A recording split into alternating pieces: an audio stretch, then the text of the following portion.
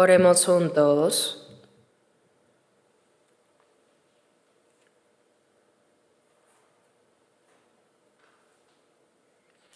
Nuestro Padre Dios, santo y misericordioso que nos amas.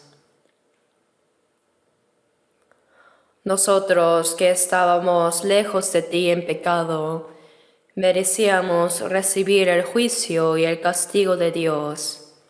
Pero aun cuando no te conocíamos, tú tuviste compasión de nosotros, y por ese gran amor y gracia, el Señor Jesús, con su preciosa sangre derramada, limpió eternamente nuestros pecados, y sin mérito alguno salvó nuestras almas, y nos hizo hijos de Dios, y nos dio la gloriosa esperanza de entrar en el reino eterno de Dios.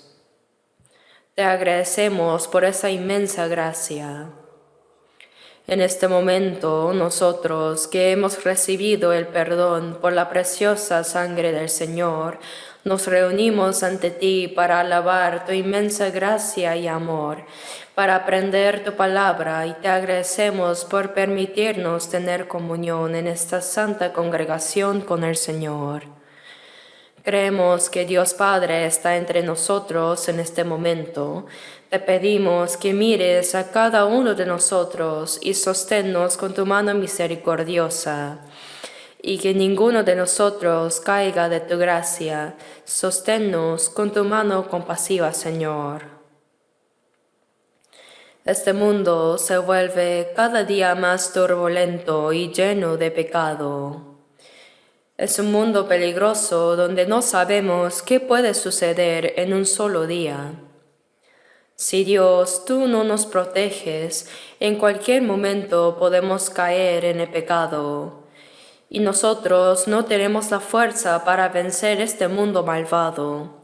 Por eso llénanos, Señor, con tu palabra, sabiduría y el poder del Espíritu Santo. Guíanos para que podamos vivir correctamente como hijos de Dios, con dignidad en medio de este mundo peligroso. También a todas nuestras iglesias en todo el país y alrededor del mundo, y a todos los hermanos que están guardando la fe y predicando el Evangelio en medio de las dificultades, acompáñalos, Señor, con tu palabra, tu gracia y el poder del Espíritu Santo, para que en cualquier sufrimiento o adversidad, confiando solo en ti, puedan testificar valientemente el Evangelio y así llevar muchas almas ante ti para que sean salvas y cumplir la obra de Dios. También oramos por este país en el que vivimos. Estamos viviendo en una época muy difícil y confusa. Señor, concédenos más libertad, paz y seguridad para que podamos llevar más libremente nuestra vida cristiana y predicar el Evangelio sin mayores dificultades. Te lo rogamos fervientemente. Concede tu gracia a los políticos y gobierna sus corazones para que puedan ser usados para la voluntad y gloria de Dios. Te rogamos para que ellos también sean usados para la santa obra de Dios. Señor, que siempre nos das la palabra que necesitamos en cada momento y que nos enseñas el camino a seguir. Revélanos también en esta hora tu santa voluntad y ayúdanos a entender cómo debemos actuar nosotros. En el nombre de nuestro Señor Jesucristo hemos orado. Amén. Busquemos la Biblia. Mateo capítulo 6.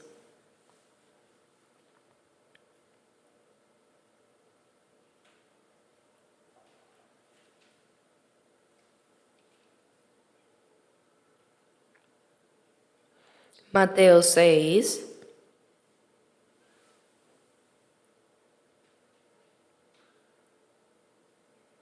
Desde el versículo 9 hasta el 13. Leamos juntos lentamente. Vosotros, pues, oraréis así: Padre nuestro que estás en los cielos, santificado sea tu nombre. Venga tu reino, hágase tu voluntad como en el cielo, así también en la tierra. El pan nuestro de cada día, dánoslo hoy, y perdónanos nuestras deudas, como también nosotros perdonamos a nuestros deudores. Y no nos metas en tentación, mas líbranos del mal, porque tuyo es el reino y el poder y la gloria por todos los siglos. Amén. Continuamos hablando sobre la oración que el Señor nos enseñó. Hoy en la cuarta parte estamos aprendiendo en detalle esta misma oración que nos enseñó el Señor. En la vida cristiana, la oración es algo sumamente importante, o mejor dicho, es el asunto más importante. Una persona que no ha nacido de nuevo no puede orar verdaderamente a Dios. Por causa del pecado está lejos de Dios, está perdido y debido a sus malas acciones se ha convertido en enemigo de Dios. Por eso la Biblia dice que Dios no escucha la oración del impío. Es como cuando recibimos una llamada telefónica de un desconocido. Debemos decir se ha equivocado y colgar inmediatamente. Del mismo modo, Dios no puede escuchar la oración de una persona que no ha sido salva y que no ha establecido una relación correcta con Él. Tener una relación correcta con Dios es como la relación entre los padres e hijos, la relación entre los maridos y entre los hermanos y amigos cercanos o entre los conocidos. En primer lugar, cuando uno no solo recibe la salvación, sino que también lleva una vida cristiana correcta ante Dios, Dios escucha su oración. Por eso en el Salmo 17:1 dice: Oye, oh Jehová, una causa justa. Está atento a mi clamor. Escucha mi oración hecha de labios sin engaño. Dice: oye, una causa justa. Dios no escucha la oración que no sea sincera o que contenga falsedad. Hay personas que oran con gran elocuencia y adornan sus palabras. Sin embargo, Dios no tiene ningún interés en ese tipo de oraciones. Por ejemplo, cuando un niño pequeño le dice a sus padres: papá, mamá, los padres lo entienden todo, ¿verdad? Aunque el niño no sepa hablar bien, los padres saben lo que quiere decir su hijo. De la misma manera, si mantenemos una relación correcta con Dios, en realidad Él sabe todo lo que necesitamos antes de que lo pidamos, pero aún así desea que oremos. Por eso, busquemos otro pasaje en la Biblia. Busquemos el Salmo 145. Salmo 145, versículo 18. Salmo 145, versículo 18. Leamos juntos. Cercano está Jehová a todos los que le invocan, a todos los que le invocan de veras. Cercano está Jehová a todos los que le invocan. Esta invocación se refiere a orar fervientemente, a pedir con sinceridad. Dice a todos los que le invocan, a todos los que le invocan de veras. Así que Dios no escucha las oraciones formales. Por eso, aunque los israelíes oraban largamente con apariencia muy piadosa para ser vistos por los hombres, Dios dijo que no escuchaba tales oraciones. Pues esas son oraciones para los hombres, mas no para Dios. Una oración sincera, todos los que le invocan de veras. El corazón de quien ora debe ser honesto, sincero y anheloso. De hecho, nadie puede ser salvado sin el amor y la gracia de Dios, ¿verdad? La gracia es algo que Dios nos da. Por eso en Efesios 2:8 dice, porque por gracia sois salvos por medio de la fe. Y esto no de vosotros, pues es don de Dios. Las palabras don y gracia significan lo mismo. Cuando alguien te da un regalo valioso y costoso, esa persona paga todo el precio y tú simplemente dices gracias y lo recibes. Así recibimos la salvación, porque Dios nos amó tanto que para salvarnos envió a su Hijo unigénito en forma humana, y Él, siendo sin pecado, cargó en su cuerpo con todos los pecados del mundo, incluyendo nuestros pecados, la ira y el juicio de Dios que correspondía a nosotros. Y recibió la maldición y el juicio que merecíamos recibir. Derramó su preciosa sangre y murió para expiar para siempre nuestros pecados. Dios hizo un sacrificio tan grande por nosotros que ahora, si llegamos a entender y creer en esa gracia, recibimos la salvación, que es el don que Dios nos da. Y esto no de vosotros, pues es don de Dios. La persona que ha recibido la salvación establece una relación correcta con Dios. Después de eso puede orar a Dios. Es como cuando un niño pequeño juega con un teléfono de juguete, imitando a los adultos diciendo hola, ¿cómo está? Hablando como quiere, luego dice voy a colgar. No importa si cuelga o no, pues nadie lo estaba escuchando. Así, aquel que no está conectado con Dios es exactamente como un niño jugando con un teléfono de juguete. ¿De qué sirve eso? Cuando la relación entre Dios y uno mismo es segura, decimos, Padre Dios, es decir, Padre nuestro que estás en los cielos, mi Padre.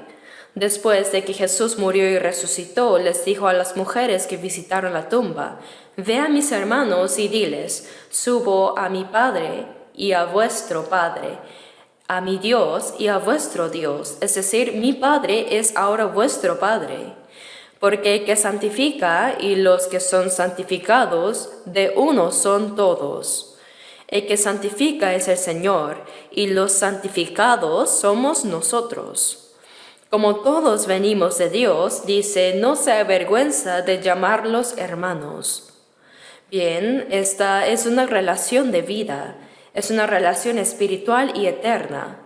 Primero, solo el que tiene la certeza segura de su salvación puede orar correctamente, y no solo debe ser salvo, sino que su corazón y su vida deben ser rectos ante Dios. Oramos porque no podemos llevar una vida cristiana correcta con solo nuestra propia sabiduría, fuerza y esfuerzo, así que buscamos la ayuda de Dios. Cada día necesitamos la ayuda y la guía de Dios. Por eso debemos orar continuamente. Aquí dice, a todos los que le invocan, a todos los que le invocan de veras. Los que le invocan de veras. Nuestras oraciones deben ser sinceras y verdaderas. Las oraciones mentirosas no sirven de nada. Si durante la oración aparentamos amar a Dios completamente orando con fluidez y después de decir amén vivimos como queremos, esa oración sería una mentira. Dios no se deja engañar. La oración no termina con el amén, sino que después de orar debemos esforzarnos por vivir de acuerdo con lo que hemos orado. Eso es una oración sincera y verdadera. Cercano está a todos los que le invocan de veras. Estar cercano quiere decir que escucha nuestras oraciones y nos ayuda. Por eso la oración es, primero, tener comunión con Dios. Cuando decimos Dios Padre, Él nos dice, sí, hijo mío. Y entonces le decimos todo lo que queremos decirle. También compartimos los problemas difíciles y pedimos a Dios lo que necesitamos. Entonces Él escucha nuestras oraciones. Hay veces que responde inmediatamente y otras veces que intencionalmente espera y nos responde más tarde. Cuando oramos, Dios nos escucha según su voluntad. Pero en Romanos 8 dice que cuando no sabemos orar como conviene, el Espíritu mismo intercede por nosotros con gemidos indecibles. Él ora por nosotros conforme a la voluntad de Dios. El Espíritu Santo que mora en nosotros conoce la voluntad de Dios. Por eso cuando no sabemos orar correctamente, el Espíritu gime y ora por nosotros. Por supuesto también Jesús, como vemos en Romanos 8:34, dice que Jesús está a la diestra de Dios y que también intercede por nosotros, sentado a la diestra de Dios, por lo cual puede también salvar perpetuamente a los que por Él se acercan a Dios, dice. Jesús, que murió en la cruz y resucitó, está a la diestra de Dios e incluso ahora siempre está orando por nosotros. Es una oración de intercesión. La palabra de que Jesús ora por nosotros aparece en Romanos 8 y en muchos otros lugares más. El Espíritu nos ayuda en nuestra debilidad, intercede por nosotros. Pero ¿podemos nosotros no orar? Por eso yo les digo a nuestros evangelistas, nosotros conocemos la Biblia más que cualquier otro. Cuando decimos tal y tal capítulo y versículo, lo encontramos de inmediato.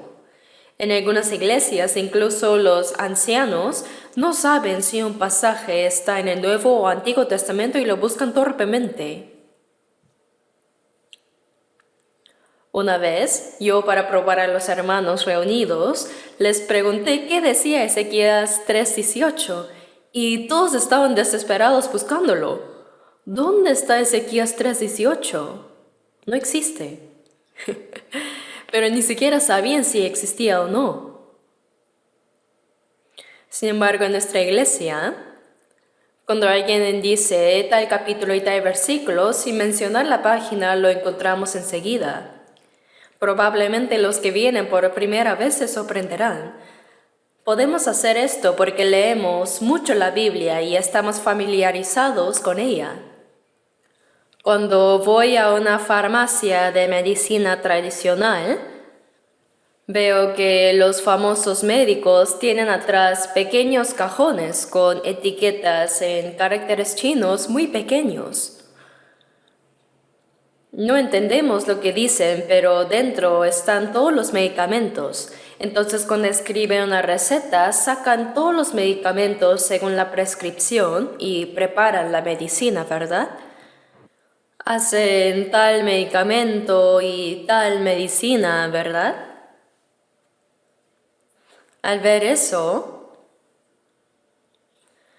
Pienso que nosotros tenemos tanto el Nuevo como el Antiguo Testamento. El médico busca rápidamente los medicamentos, pues él sabe dónde está cada uno y les da al paciente. Asimismo, nosotros podemos encontrar las palabras necesarias así para cada persona. Para los que no son salvos, les damos las palabras de medicamento de vida eterna, pues si lo creen, recibirán la vida eterna, ¿verdad? Y después de ser salvos, cada persona necesita palabras específicas. Por eso cuando aconsejamos individualmente, es muy importante entender de manera rápida la condición de esa persona y compartir las palabras que más necesita. De todos modos, no solo debemos conocer bien la Biblia, sino también orar mucho. Por eso digo, nuestra iglesia conoce bien la Biblia, pero ¿acaso no nos falta en la oración? Las personas no salvas van a las montañas para ayunar y orar toda la noche. Aquellos que no tienen relación con Dios hacen un gran alboroto con sus oraciones. Pero más bien parece que los salvos no oran tan desesperadamente. A Dios le gusta que oremos. Así que no debemos solo aprender mucho la Biblia, sino orar también ante Dios. Si pasas todo el día con tus hijos, pero ellos no te dicen ni una palabra, ¿te gustaría? A los padres les gusta cuando sus hijos le cuentan historias interesantes y les dicen lo que necesitan. De la misma manera, a Dios le encanta cuando oramos, es tener comunión con Dios. Y cuando pedimos a Dios lo que necesitamos para nuestra vida cristiana, ciertamente Él nos escuchará. Por eso, la oración es el método para atraer la mano poderosa de Dios. Atraemos la mano de Dios hacia nosotros para que Él nos ayude. Por eso en Santiago 4, versículo 2 dice, no tenéis lo que deseáis porque no pedís. Dijo que si pedimos, Él nos dará, pero hay muchas cosas que no recibimos porque no oramos. No tenéis lo que deseáis porque no pedís. Pedís y no recibís porque pedís mal para gastar en vuestros deleites. Una de las razones por las que no recibimos aunque pidamos es porque nuestras oraciones no son correctas. Por eso en 1 de Juan 5:14 vemos, si pedimos alguna cosa conforme a su voluntad, Él nos oye. Cuando estudiamos la Biblia podemos conocer cuál es la voluntad de Dios, ¿verdad? Entonces debemos orar según la voluntad de Dios. Eso es una oración correcta, honesta y una petición sincera. Una persona que puede orar correctamente es una persona extraordinaria. A medida que nuestra fe y carácter crecen, obedeciendo y conociendo la palabra de la Biblia, y conforme nuestro corazón se acerca más a Dios, podremos orar correctamente. Antes leí un artículo sobre un pastor, cuyas oraciones siempre eran escuchadas y respondidas por Dios. Por eso dice que al enterarse la gente de esto, temía mucho sus oraciones. Incluso las personas que lo odiaban temían que si él oraba contra ellos, pudiera caer algún castigo sobre ellos, pues la gente sabía muy bien que sus oraciones siempre se cumplían. También vemos que Dios escuchaba las oraciones de los profetas del Antiguo Testamento, ¿no? Elías era un hombre como nosotros, pero cuando él oró no llovió durante 3 años y medio, y cuando volvió a orar, llovió sobre esa tierra seca durante 3 años y medio. Por eso en Santiago 5, hablando de la oración de Elías, dice, la oración eficaz del justo puede mucho. Las oraciones del justo de quien vive según la voluntad de Dios son escuchadas por Dios, Por eso dice, puede mucho. Así que debemos esforzarnos por orar correctamente. Primero debemos esforzarnos por orar. Si oramos constantemente, a través de la palabra podemos discernir si nuestras oraciones son correctas o incorrectas. Ante todo debemos esforzarnos por orar. Cuando oramos, nos acercamos más a Dios y nos hacemos íntimos con Él. Y cuando sabemos que Dios escucha nuestras oraciones, nos llenamos de gozo y gratitud. Por eso sería bueno tener un cuaderno de oración. Podemos escribir lo que pedimos fervientemente. También podemos establecer temas de oración para las personas por quienes oramos. Y cuando una oración es respondida, podemos marcarla como respondida, un check, y confirmarlo así. La vida de oración es sumamente importante. Pero la oración que Jesús enseñó, vosotros pues oraréis así. Esto es porque en los tiempos de Jesús, los fariseos e escribas de Israel, los líderes religiosos, hacían oraciones hipócritas. Dios no escucha esas oraciones. Por supuesto, esto se debe a que no tenían una relación correcta con Dios. Por eso los discípulos pidieron a Jesús, Señor, enséñanos a orar. Entonces les dijo, oraréis así. Les enseñó de una manera muy sencilla, pero les habló de todos los contenidos más importantes y esenciales de la oración. Es un contenido modelo de la oración. Por eso pensé que sería bueno aprender esta oración que el Señor enseñó y creía que terminaría en 2 sesiones, pero hoy ya es la 4ª. No sé si habrá 1 o 2 clases más. Yo tampoco lo sabía bien, pero al estudiarla sentí que su contenido es inagotable. Padre nuestro que estás en los cielos. Solo con esa frase, ¿qué significa que está en los cielos? No dice mi Padre, sino Padre nuestro. Entonces, ¿quiénes son los que llaman a Dios Padre nuestro? Son la familia de Dios, los hermanos y hermanas. Eso conlleva varias responsabilidades, es la familia de Dios. Hemos estado reflexionando sobre estos temas y hoy vamos a continuar con lo que aprendimos la vez pasada. Venga tu reino. Venga tu reino. Nos enseñó que debemos orar así. Este reino se refiere a que debemos orar para que se cumpla el santo y grandioso reino donde gobierna Dios. Que venga el reino de Dios. En Mateo 3:2 vemos que Juan el Bautista apareció 6 meses antes que Jesús. Apareció y proclamó al pueblo de Israel, arrepentíos porque el reino de los cielos se ha acercado. El reino de los cielos es Jesús mismo. Jesús significa aquel que salva. También el nombre Emmanuel, que significa Dios con nosotros. El propósito de salvarnos a nosotros es Emmanuel, para que Dios esté con nosotros. Por eso Jesús mismo es el reino de Dios. El reino de los cielos se ha acercado. Recibir a Jesucristo es aceptar el reino de Dios. Por eso el reino de los cielos se ha acercado, significa arrepentirse, confesar nuestros pecados, volvernos y recibir a Jesucristo. Recibir esto es recibir el reino de Dios en su corazón. Y en Mateo 4:17 Jesús dijo las mismas palabras.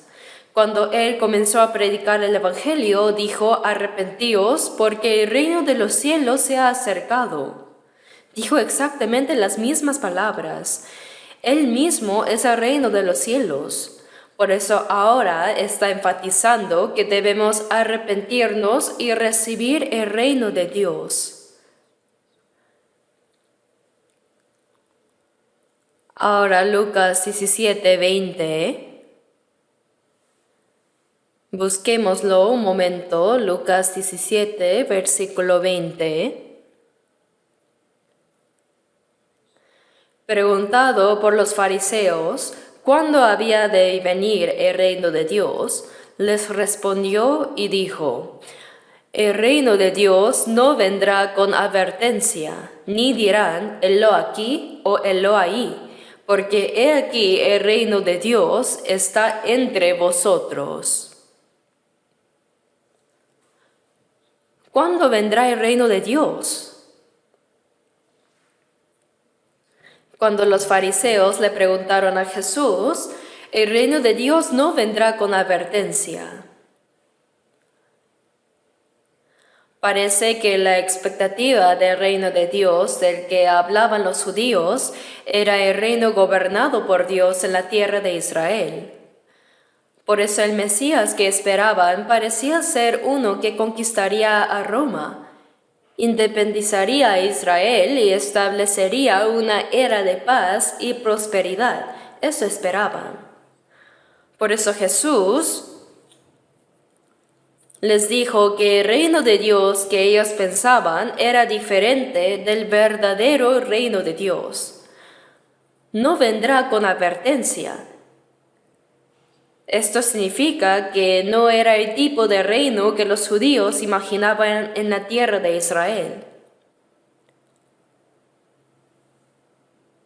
Y en el versículo 21 dice: ni dirán helo aquí o helo ahí, porque he aquí el reino de Dios está entre vosotros.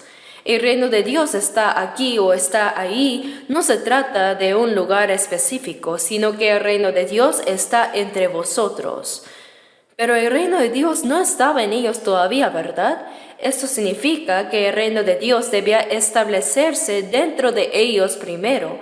El reino gobernado por Dios debe cumplirse en el corazón de las personas. Hay muchas enseñanzas en la Biblia sobre este reino de Dios. Así que veamos brevemente algunos pasajes. Primeramente, Romanos 14. Busquemos Romanos 14, versículo 17.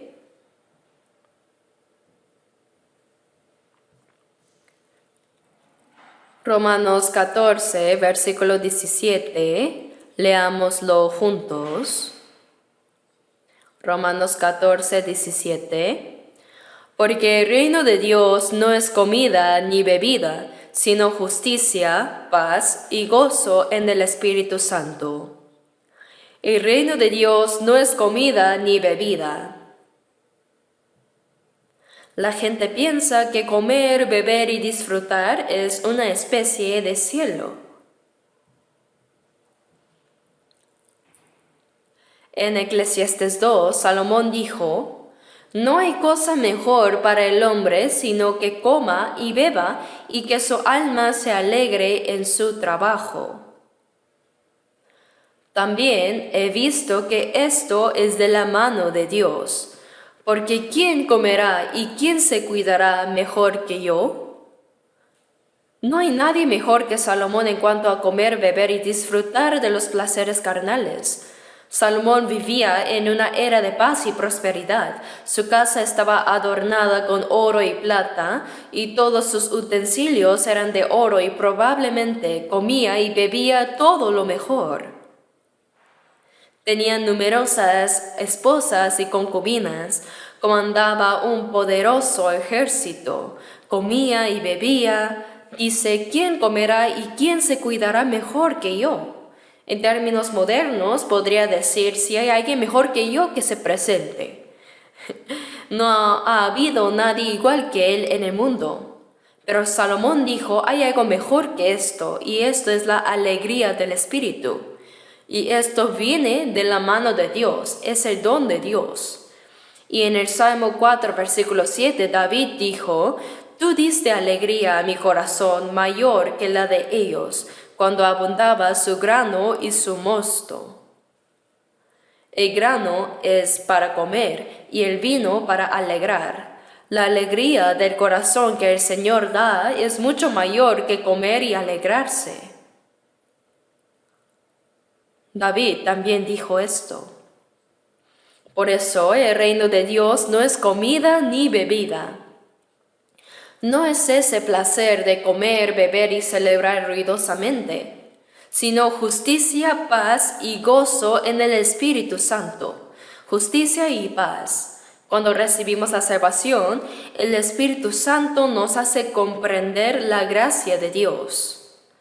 Cuando el pecador es justificado, ¿qué paz puede tener un pecador? Dios dijo: no hay paz para los malos. Cuando somos justificados, recibimos la justicia y paz, la paz de Dios. Se establece la paz de Dios y se realiza ese gozo, esa alegría en nosotros. Cuando recibimos la salvación y la justificación, se cumple también la paz de Dios en nosotros. Cuando Jesús resucitado apareció a sus discípulos y les mostró sus manos y su costado, dijo: paz a vosotros. Ellos tenían dudas, ansiedad y miedo, pero al creer en Jesús resucitado, toda esa ansiedad y temor desaparecieron. Y ahora se cumplió la paz que viene de la certeza de la salvación. Dice: justicia, paz y gozo, alegría se cumplen en el corazón. Eso es lo que significa el reino de Dios. Por eso, antes de entrar en el reino celestial, primero debe establecerse el reino de Dios en el corazón, para poder entrar luego en el reino eterno de Dios. Por eso el reino de Dios está entre vosotros. Cuando recibimos la salvación y la justificación, se establecen la paz y el gozo de Dios en nosotros. Antes de verte, oh Señor, lejos de mí me pareció el reino celestial allá, mas ahora se cumplió en mí. Ese reino de Dios no está lejos, sino que se realiza en mi corazón. Cada día está más cerca. Dentro de mí se forma un pequeño reino celestial, y para quien tiene este pequeño cielo, el gran reino celestial eterno se acerca más día a día. Durante la época de la ocupación japonesa, había un pastor en Pyongyang, pastor Pong Sok Choi, y su apodo era Poder. Pastor Choi estaba en un callejón cuando un policía japonés venía montado a caballo, así. Se escondió silenciosamente y en el callejón gritó: Jesús, reino celestial. El caballo se asustó, dio un salto y el policía se cayó. Entonces dijo: ¿por qué este viejo asusta a la gente? Entonces el padre Choi respondió: ¿por qué los carros pueden tocar la bocina y yo ni puedo hablar? Si no tocan la bocina, la gente puede lastimarse. A lo que respondió: si yo no digo Jesús, reino celestial, la gente irá al infierno. Soy como un policía de tránsito entre el cielo y el infierno. La policía preguntó: oye viejo, ¿dónde está ese cielo? Por supuesto que existe. Tengo un sucursal del cielo en mi corazón, así que debe existir la sede central. No es una historia inventada, sino es real. Así es, cuando hay un reino celestial en el corazón, el reino celestial eterno también se acerca. Por eso primero debe realizarse el reino celestial en el corazón. Cuando comprendemos la gracia de Dios y el alma se salva por la fe, el reino de Dios se establece en el corazón de esa persona. Por eso en San Juan 3:3, Jesús le dijo a Nicodemo: el que no naciere de nuevo no puede ver el reino de Dios. Nicodemo era llamado maestro de Israel. Era un líder de alto rango.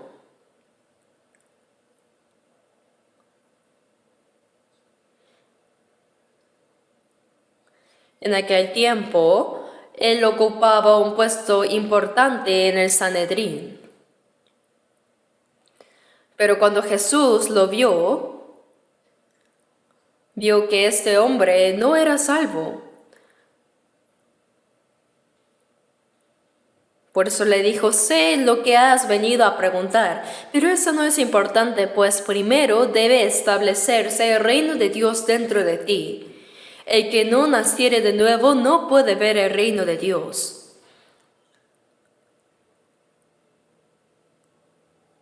Si no puede verlo, ¿cómo va a entrar? Para ir al cielo, primero hay que nacer de nuevo. Lo que es nacido de la carne, carne es. Y lo que es nacido del Espíritu, Espíritu es. No te maravilles que te dije, os es necesario nacer de nuevo.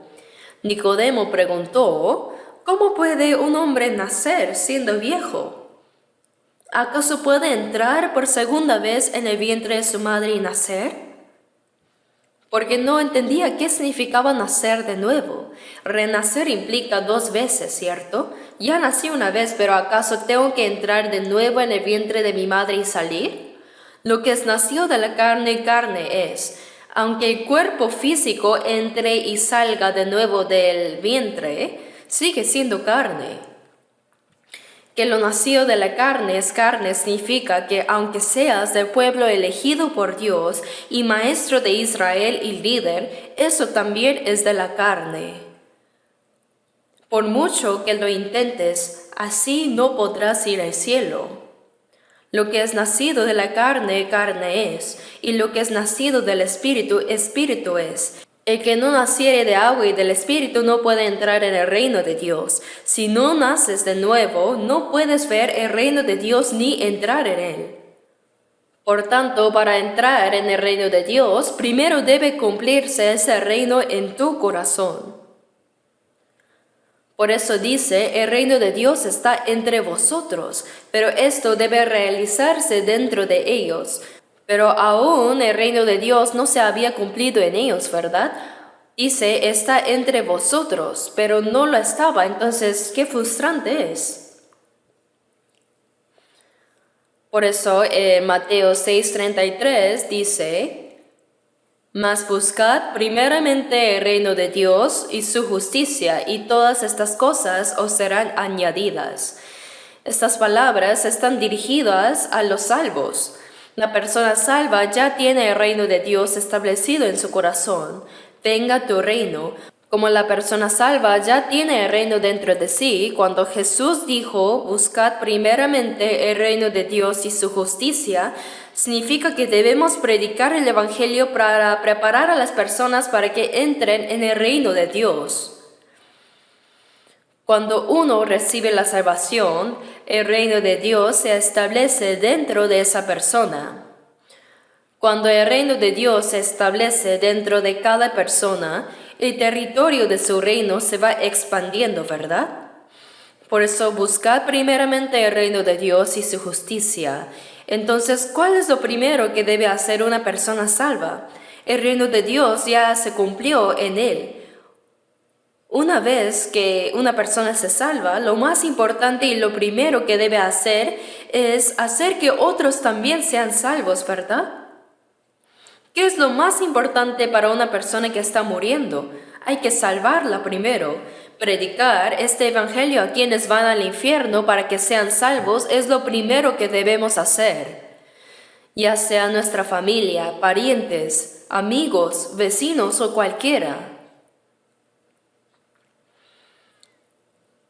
Por eso, buscar el reino de Dios significa procurar la salvación del alma de las personas. Porque cuando se salvan, el reino de Dios se establece dentro de ellos. Venga tu reino, dice. Debemos orar para que venga el reino de Dios. Debemos trabajar y sacrificarnos para que se cumpla el reino de Dios.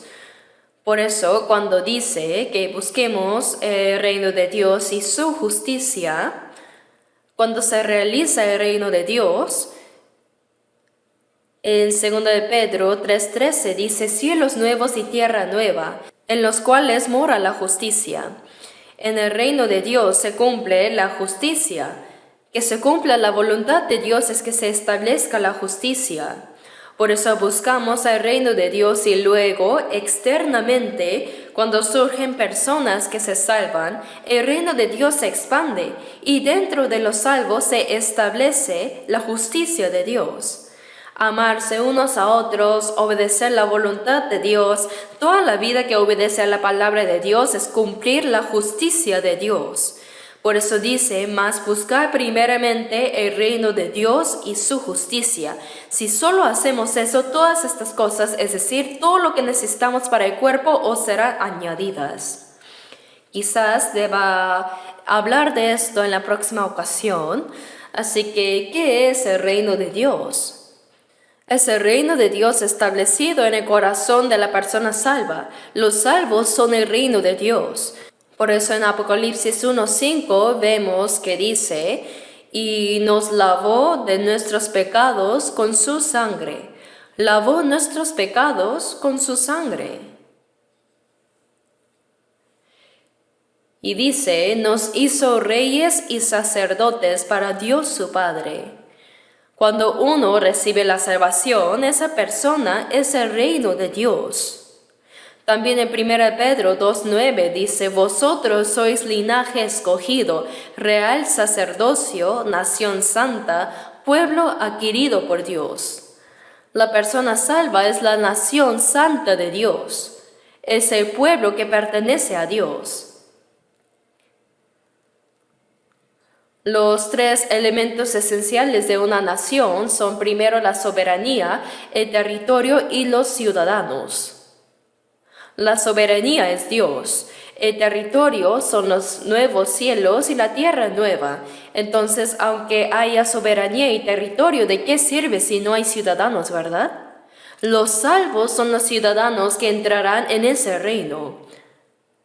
Proverbios 14:28 dice, en la multitud del pueblo está la gloria del rey, y en la falta del pueblo la debilidad del príncipe. Deben haber muchas personas salvas y aumentar los ciudadanos que irán al cielo para que sea la gloria para Dios. Por eso cuando los cristianos predican el Evangelio y se realiza la obra de la salvación, el reino de Dios se va estableciendo. Porque cada persona salva es el reino de Dios. Se forman los ciudadanos de su reino. El reino de Dios recupera el territorio que había sido arrebatado por el diablo. Y cuando aumentan los ciudadanos que entrarán en el cielo, vendrá el rey de ese reino. Por eso el himno que cantamos dice, cuando florezca ese reino, vendrá el rey de paz. Después de que ese reino florezca, es decir, cuando aumenten los ciudadanos de ese reino, vendrá el rey. Por eso debemos orar por la realización de ese reino del que habla Jesús. Venga a tu reino. El reino de Dios se ha establecido dentro de los salvos y ayuda a que otras almas también sean salvadas. Y dentro de cada persona salva se cumple la justicia de Dios. Por eso, cuán importante es esta palabra, venga a tu reino. No solo debemos orar, venga a tu reino, sino también trabajar y esforzarnos para que el reino se cumpla en nuestro corazón y en el alma de las personas, para que los ciudadanos del reino de Dios aumenten más y más. A través del esfuerzo y el sacrificio de los cristianos se establece el reino de Dios. ¿No fuimos nosotros salvos mediante el sacrificio y la preciosa sangre del Señor en la cruz? Ahora, a través del sacrificio de los salvos, otras almas deben ser salvadas también. El reino de Dios se expande continuamente mediante el sacrificio y el esfuerzo de los santos salvos. Tenemos 230 iglesias en todo el país y 1093 iglesias en 82 países del mundo. Cada vez aumentan los números. El reino de Dios se está expandiendo constantemente ahora. Por supuesto, debe haber muchas personas salvas que no conocemos. Parece que el rey de ese reino aún no viene porque todavía faltan ciudadanos que entren en ese reino. Por eso, la persona salva es el reino de Dios. Venga tu reino significa, haz que sigan surgiendo personas salvas, que ocurra la obra de salvación. Por eso oramos, y no solo oramos, sino que nos esforzamos por esa obra. Padre nuestro que estás en los cielos, santificado sea tu nombre. Cuando oramos, Padre, santificado sea tu nombre, ¿acaso se santifica el nombre del Padre porque decimos que sea santificado? No, el nombre de Dios se santifica cuando los salvos viven correctamente. Por eso, en 1 de Pedro 1:14 dice, como hijos obedientes, sed también vosotros santos en toda vuestra manera de vivir. En toda vuestra manera de vivir. Nuestras palabras, acciones, conducta deben ser santas. Debemos vivir como salvos. Solo así el Padre Dios será santificado. Sabemos que cuando un hijo actúa mal, el nombre del Padre se deshonra. ¿De quién es hijo ese? Por ejemplo, aunque haya sido un hombre famoso antes, quizá un político, si su hijo hace mal y va a la cárcel o se convierte en mendigo, la gente diría, «Oh, ese es el hijo de fulano de tal». Viendo al hijo, parece que el padre también ha fracasado. Así, cuando el hijo hace mal, el padre también es criticado. Por eso en Éxodo 27, en los 10 mandamientos dice, no dará por inocente Jehová al que tomare su nombre en vano. ¿Qué significa tomar el nombre de Jehová en vano? Cuando el hijo actúa mal, el nombre del Padre es deshonrado. Por eso no debemos deshonrar el nombre de Dios. No debemos usar el nombre de Dios a la ligera. Los que escribían las copias de la Biblia, es decir, los que tomaban el original y hacían copias manuscritas, cada vez que aparecía el nombre de Jehová, se dice que se bañaban, lavaban de nuevo su pincel, lo preparaban nuevamente y solo entonces escribían el nombre de Jehová. Tenían tanto temor del nombre de Jehová. No debemos pronunciar el nombre de Dios a la ligera. Por eso la gente dice, ¿cuál es el nombre de tu difunto padre? ¿Cuál es su nombre? En Corea respondemos muy formalmente que él usa el carácter tal, tal y tal. No se dice simplemente Kim o Lee, se habla con mucho respeto. Pero no basta con solo hablar así. A través de nuestra vida debemos hacer que se establezca la autoridad del nombre del Padre. Cuando la persona salva actúa mal, dice, el nombre de Dios es blasfemado entre los gentiles por causa de vosotros. Y en 1 Corintios 6:9 dice, ¿no sabéis que los injustos no heredarán el reino de Dios? Los injustos, aquellos que cometen pecado y que actúan con maldad, los que practican la injusticia. ¿No sabéis que no heredarán el reino de Dios? Significa que no podrán entrar. No hay nada impuro allá, solo están los santos. Allá no habrá bestias malignas ni falsedad.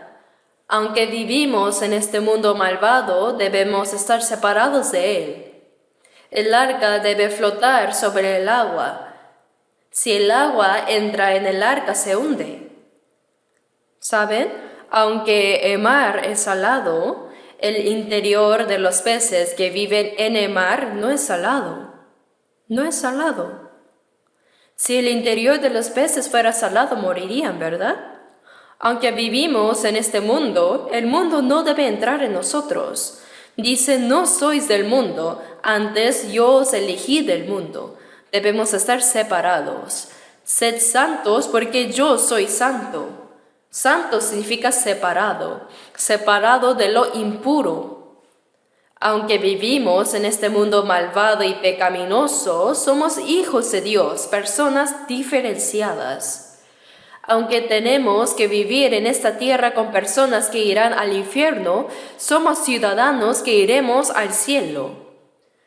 Por eso en Apocalipsis 22:11 dice, el que es inmundo sea inmundo todavía, y el que es justo practique la justicia todavía, y el que es santo santifíquese todavía porque el tiempo está cerca. Los que irán al cielo deben prepararse como corresponde, y los que irán al infierno se llenarán cada vez más de pecado. ¿Está bien que los ciudadanos del cielo vivan de manera similar a los que irán al infierno? No está bien.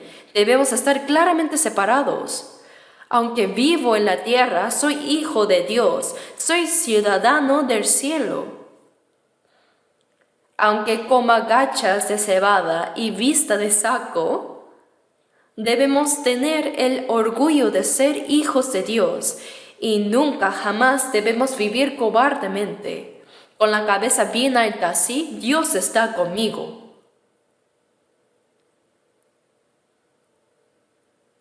Así Dios se complacerá y Él se hará cargo de todo lo demás. Veamos ahora por un momento Colosenses 4:11. Colosenses capítulo 4. Vamos a ver Colosenses 4, versículo 11.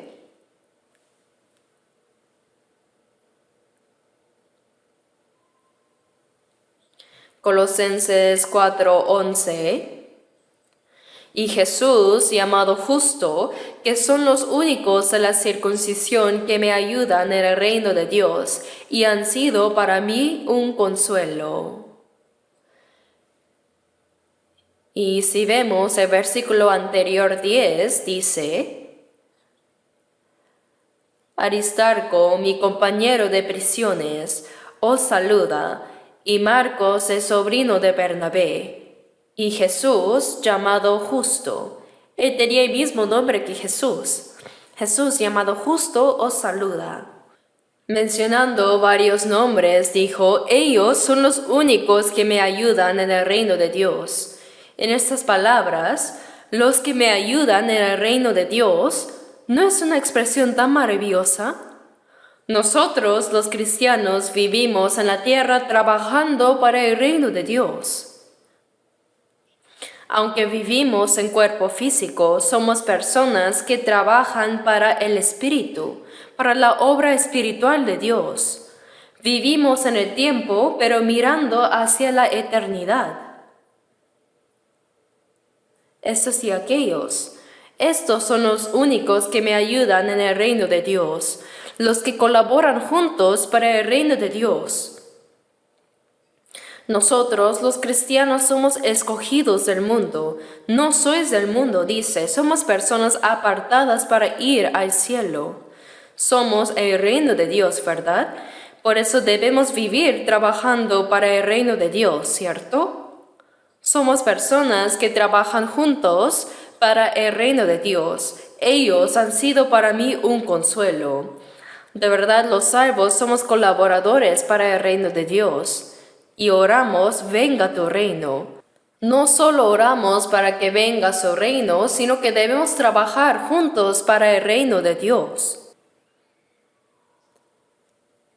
Lo que hacemos, ya sea trabajar en una empresa, tener un negocio, comerciar o hacer trabajo físico o cualquier cosa, todo eso es solo un medio, pero el propósito de todo es trabajar para el reino de Dios. Somos soldados del reino de Dios. ¿No es maravilloso? Viviendo en la tierra, vivimos para el reino de Dios, viviendo en el mundo material, pero avanzando hacia el eterno mundo espiritual. Ahora nosotros trabajamos para el reino de Dios. Por eso, cuando alguien recibe la salvación, el reino de Dios se va expandiendo, el reino se acerca cada vez más. Por eso siempre estamos agradecidos y nos alegramos en Dios. Y ahora, volviendo a Mateo capítulo 6, después, en Mateo 6:10, venga tu reino, hágase tu voluntad como en el cielo, así también en la tierra. Dice, hágase tu voluntad como en el cielo, así también en la tierra. ¿Qué es tu voluntad? Por supuesto, es la voluntad de Dios. Como en el cielo,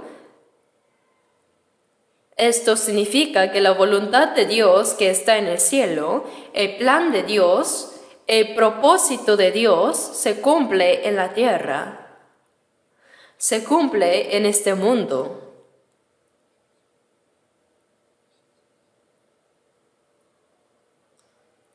Antes de construir una casa, hay que completar el plano, ¿verdad? Así como el constructor construye la casa según el plano, la voluntad de Dios, es decir, el plan de Dios, se ha cumplido ya en el cielo. Todo está decidido. Por eso, así también en la tierra, se va cumpliendo en el mundo. ¿A través de quién? A través de los salvos. La voluntad de Dios ya determinada se va cumpliendo a través de los salvos. Por eso oramos para que se cumpla la voluntad de Dios. En Juan 6, versículos 38 y 39, Jesús dijo, porque he descendido del cielo, no para hacer mi voluntad, sino la voluntad del que me envió. La voluntad del Padre que me envió. Jesús vino a hacer la voluntad del Padre, y mientras vivió en este mundo, Él cumplió la voluntad de Dios. En Juan 4, versículos 3 y 4, vemos que Jesús, al trasladarse de Judea hacia Galilea, pasaba por Samaria. Pasaba por Samaria y ahí era un desierto. Sin agua, era caluroso y estaba cansado todo el día, hambriento y sediento. Así que los discípulos fueron a comprar comida al pueblo. Mientras tanto, Jesús compartió la palabra con una pecadora samaritana que había venido a sacar agua. Le dijo, dame de beber, y esta mujer samaritana al instante vio que era judío. Los samaritanos y los judíos no se trataban entre sí. Los judíos consideraban a los samaritanos como traidores y los trataban como perros. Entonces los samaritanos veían a los judíos como enemigos y no se trataban entre sí. Entonces esta mujer samaritana, sin una pizca de compasión, esta mujer pecadora dijo no.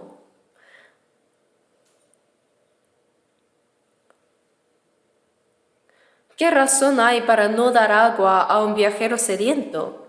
Pero dijo, oiga usted, siendo judío me pide agua a mí, una mujer samaritana, no te la doy, ¿para qué ya? De verdad. Es una mujer sin la más mínima compasión. El Señor conocía a esta mujer pecadora. El Señor sabía perfectamente que aunque le pidiera agua, ella no se la daría. Pero no le pidió agua para beber un vaso, sino para darle agua viva a la mujer, a esa pobre mujer pecadora. Así que Jesús le dijo, si conocieras el don de Dios y quién es el que te dice, dame de beber, tú le pedirías y él te daría agua viva. Tú no me has dado agua, pero si me lo hubieras pedido, yo te habría dado agua viva. La mujer vio que, este no parece ser alguien que bromee. Oiga, entonces el pozo aquí es hondo y no tienes con qué sacarla, entonces ¿cómo me darás agua viva?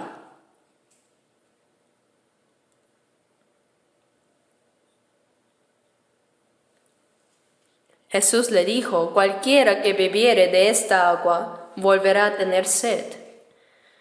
Esta mujer, viviendo en el pueblo de Samaria, estuvo con este hombre, aquel hombre, el señor Park, el señor Kim, el señor Lee, Kong, en fin.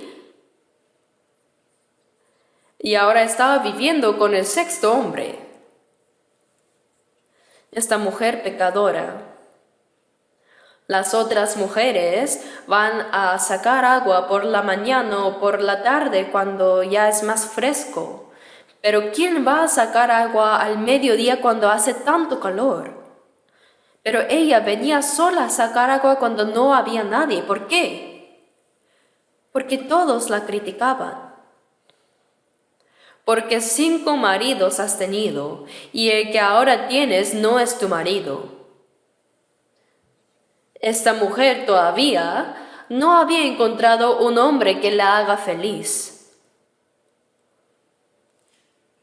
Pero así como bebes de esta agua y vuelves a tener sed, tú nunca encontrarás la satisfacción haga lo que hagas en tu vida.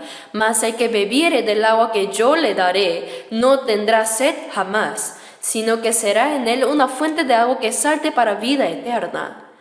No es como esta agua, sino la salvación. Cuando recibes la salvación, hay verdadera satisfacción y paz que brota como una fuente de agua para vida eterna. Por eso en Juan 14:27 dice, la paz os dejo, mi paz os doy, yo no os la doy como el mundo la da.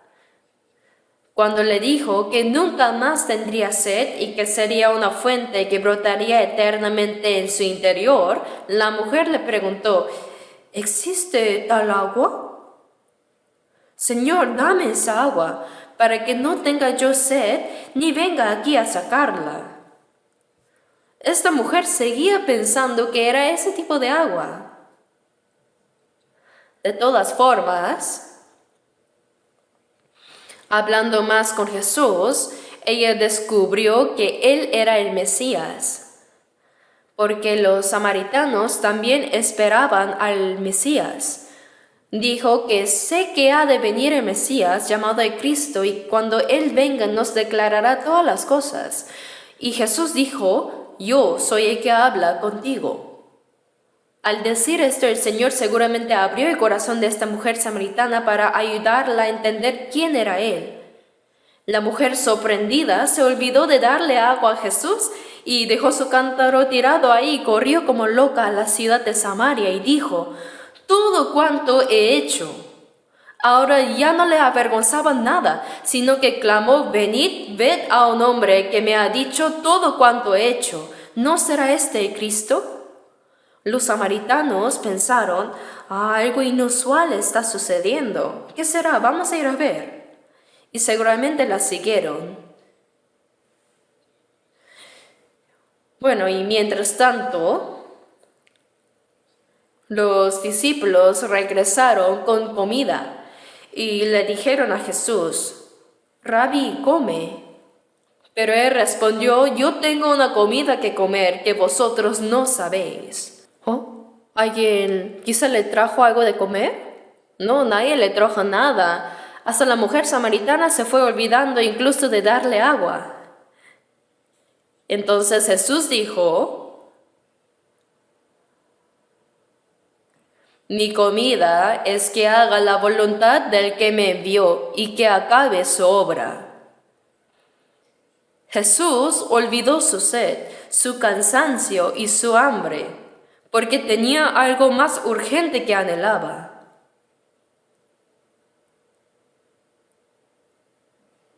Mi comida es que haga la voluntad del que me envió y que acabe su obra. Más que un sediento que anhela agua y más que un hambriento que anhela comida, hacer la voluntad de Dios era el alimento más necesario para Jesús.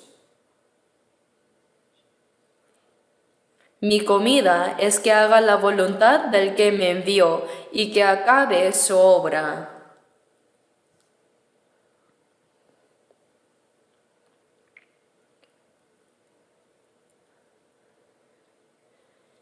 Y cuando Jesús estaba orando en el huerto de Getsemaní antes de morir en la cruz, en Mateo 26:39 dijo: si es posible, pase de mí esta copa. Esta copa representa la vergüenza y el dolor de la cruz, la máxima vergüenza y dolor que un ser humano puede sufrir. El cuerpo físico de Jesús era exactamente igual al nuestro. Se cansaba, sentía hambre, sentía dolor al ser golpeado. Jesús también derramaba lágrimas, tenía un cuerpo igual al nuestro. Pero la cruz, para el inocente Jesús, significaba recibir una sentencia de muerte, ser azotado con terribles látigos, cargar con el madero de la cruz hasta el lugar de su ejecución y ser clavado hasta morir. La máxima vergüenza y dolor que un ser humano puede sufrir, eso es lo que estaba frente a Jesús. Su cuerpo no lo quería. Padre mío, si es posible, pase de mí esta copa. Este dolor de la cruz, si es posible, haz que sea así, pero no como yo quiero, sino como tú. No sea según mi voluntad, sino según tu voluntad, Padre. La voluntad del Padre era que su Hijo unigénito, sin pecado, cargara con los pecados de todo el mundo y muriera en nuestro lugar y derramara su sangre para perdonar nuestros pecados y salvarnos. Hágase tu voluntad, Padre. Hizo la misma oración 3 veces. En Lucas vemos que mientras Jesús oraba lo mismo, dice, y estando en agonía, oraba más intensamente, y era su sudor como grandes gotas de sangre que caían hasta la tierra. Cuando una persona se esfuerza demasiado, dicen que realmente la sangre se mezcla con el sudor. Cuando oramos, tampoco debemos hacerlo a la ligera, sino fervientemente. ¿Y cuál es la conclusión final? No sea como yo quiero, sino como tú. Si morir en la cruz es la voluntad de Dios. Jesús lo sabía. Juan 10:18 dice: nadie me quita la vida, sino que yo de mí mismo la pongo. Jesús vino a morir en lugar de los pecadores. Solo así los pecadores podían ser salvos. Por eso Hebreos 10:10 dice: en esa voluntad somos santificados, mediante la ofrenda del cuerpo de Jesucristo, hecha una vez para siempre. En la voluntad de Dios, mediante la ofrenda de Jesús como sacrificio expiatorio de una vez por todos, fuimos santificados. Esa era la voluntad de Dios. Jesús cumplió completamente esa voluntad en la cruz. Y ahora nosotros, los salvos también, debemos entregar nuestra obediencia, nuestro esfuerzo y nuestro sacrificio para cumplir la santa voluntad de Dios. Por eso, hágase tu voluntad como en el cielo. Ante Dios ya están decididos su plan y su voluntad. Y Jesús, habiendo muerto en la cruz y habiendo resucitado, completó la voluntad de Dios. Y esa voluntad se cumple cuando se predica el Evangelio y las almas se salvan. Por eso hágase tu voluntad como en el cielo, así también en la tierra. En Mateo 7:21, Jesús dijo: no todo el que me dice, Señor, Señor, entrará en el reino de los cielos, sino el que hace la voluntad de mi Padre que está en los cielos. Los que dicen Señor, Señor son creyentes, ¿verdad? Los que creen en Jesús dicen Señor, Señor. Incluso tomando una taza de café dicen Señor. y comiendo una manzana, Señor. Vi a alguien en un centro de oración que encendió el fuego en la cocina, pero como estaba apagándose decía, Señor, Señor, Señor. Incluso al respaldar, Señor. Vaya, realmente lo llama mucho. Los que creen en Jesús dicen, Señor, Señor. No todo el que me dice Señor, Señor entrará en el reino de los cielos. Sería maravilloso si todos los que dicen Señor, Señor pudieran ir al cielo, ¿verdad? Pero no es así. Sino el que hace la voluntad de mi Padre que está en los cielos. El que hace la voluntad de mi Padre que está en los cielos. Una vez una diaconisa de cierta iglesia asistió a nuestro seminario y le pregunté,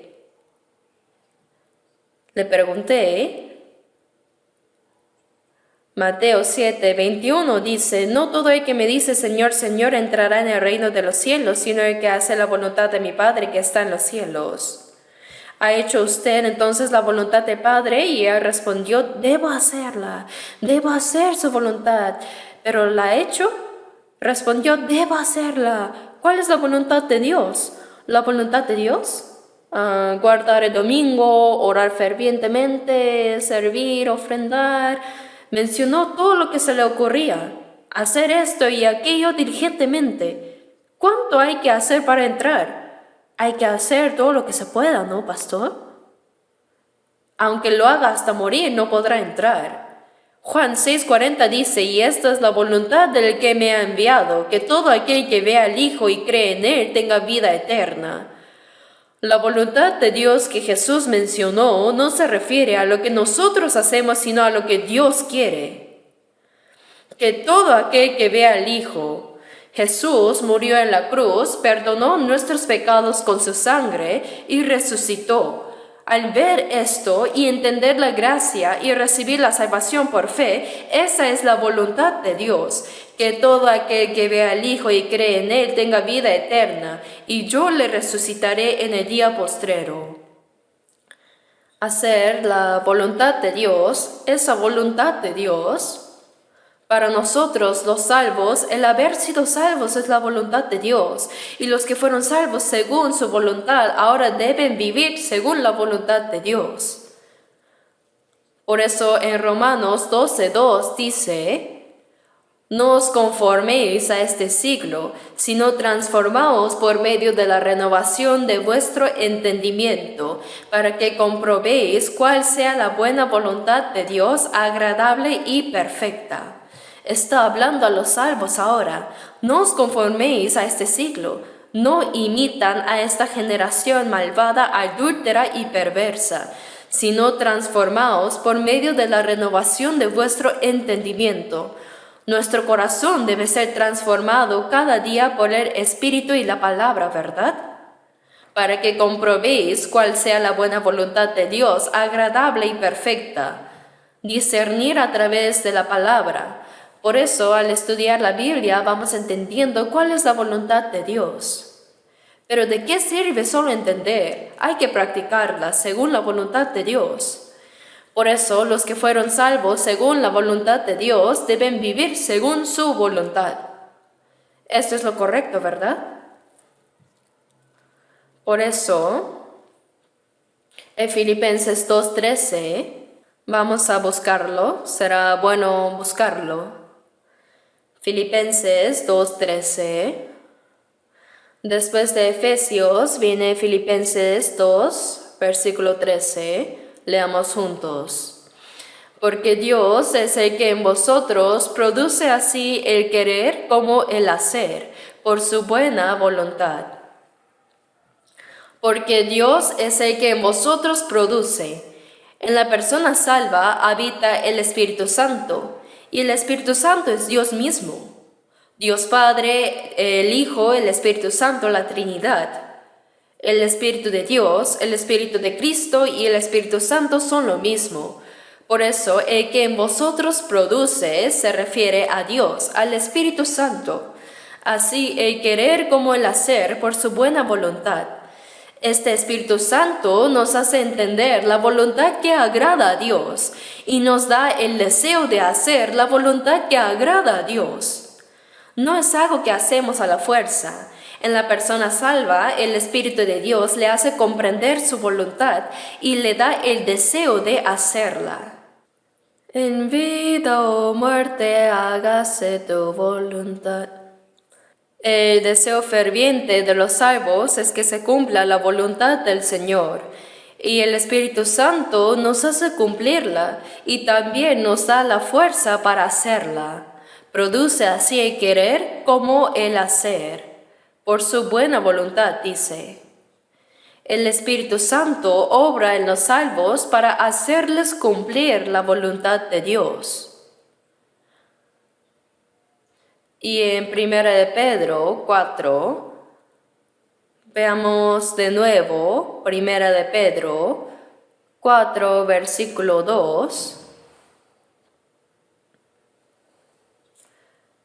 1 de Pedro 4, versículo 2. Leamos juntos. 4:2. Para no vivir el tiempo que resta en la carne conforme a las concupiscencias de los hombres, sino conforme a la voluntad de Dios. Dice el tiempo que resta. Después de ser salvos, ahora vivimos conforme a la voluntad de Dios. Y en esto hay un breve sufrimiento, sí, pero para no vivir conforme a las concupiscencias de los hombres. En nuestra carne todavía existe la vieja naturaleza. Esto se refiere a los deseos de la carne que se oponen al espíritu.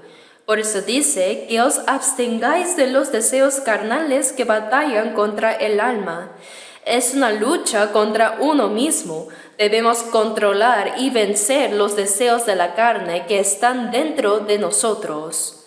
Y para no vivir el tiempo que resta en la carne conforme a las concupiscencias de los hombres, no vivir según los deseos de esta carne, sino conforme a la voluntad de Dios. Es decir, después de ser salvos, el tiempo que resta en la carne, no sabemos cuánto tiempo nos queda, pero no es mucho.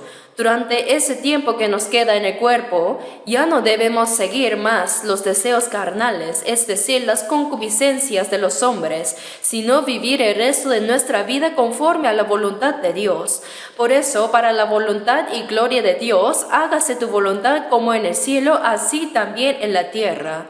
La voluntad y el plan que Dios ha establecido se cumplen a través de la vida de los cristianos, a través de nuestra obediencia, sufrimiento y sacrificio.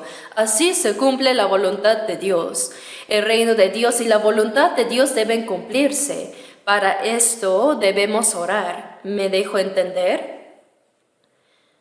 Así que si podemos orar ferviente y correctamente la oración que Jesús nos enseñó, podremos vivir bien la vida cristiana y entonces haremos oraciones honestas y sinceras.